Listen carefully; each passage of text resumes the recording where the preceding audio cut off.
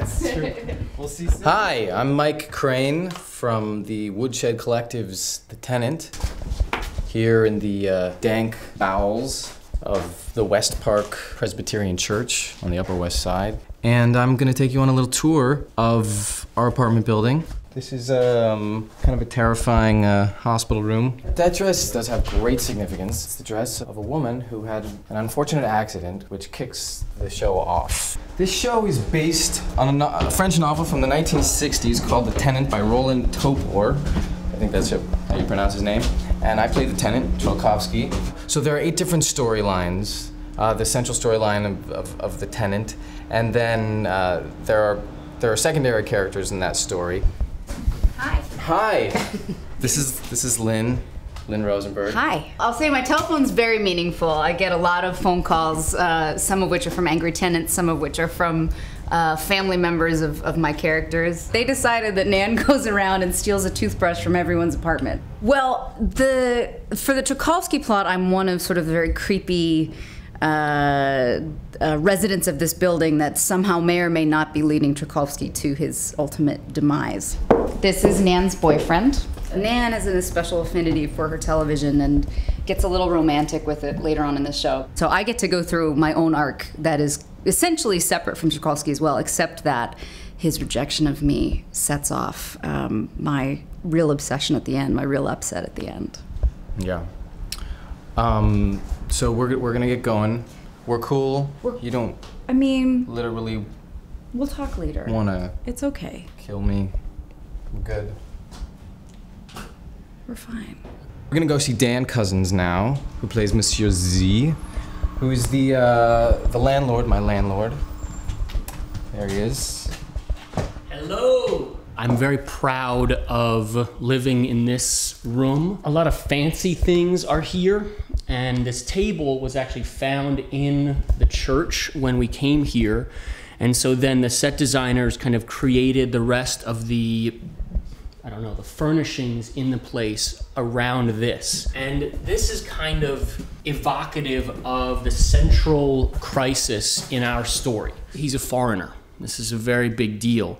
But we decide to let him live here, and then things start to fall apart.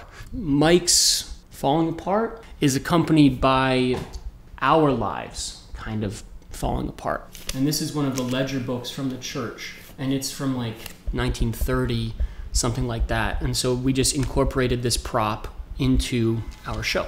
We're gonna head up to Mary Jane Gibson, who plays Madame Diaz. She's a little bit of a busybody. She likes to give people a hard time. Madame Diaz is a lonely widower who's married to a diplomat who has left her in somewhat poorer financial straits than she's accustomed to. So she lives in this small apartment, having had a very luxurious life. The other tenants of the building infuriate her because they interfere with her need for solitude. And so she takes it upon herself to start a petition and have them evicted. Oh. Kind of amazing, without plumbing. Gabe's amazing set that he created for us. And when she's by herself, the radio is my greatest pleasure. The room behind the radio is a secret that is revealed during the show that's also rather wonderful, that has to do with the radio.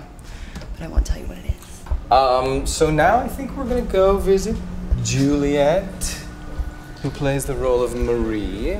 This is the courtyard of the apartment building, and this is a cafe that is across the street from the apartment building. It looks like the cafe is closed, but I'm open for business.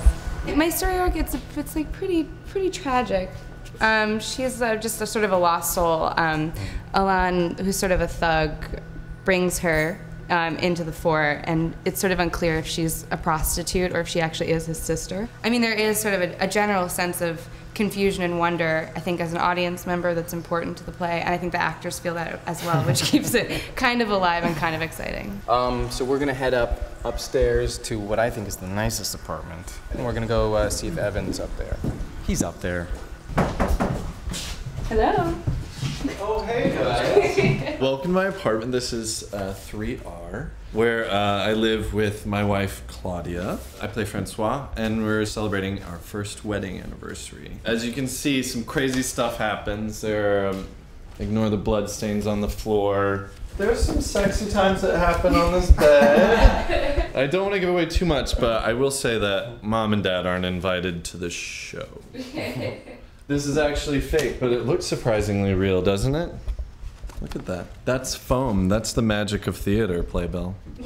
Right here. We're probably the least involved in Trolkowski, but we're probably like, I think, the largest world outside of Trolkowski. Stuff happens just naturally now where you'll be saying a line and Ian will just walk by and all of a sudden he hits the same line every night at the same time.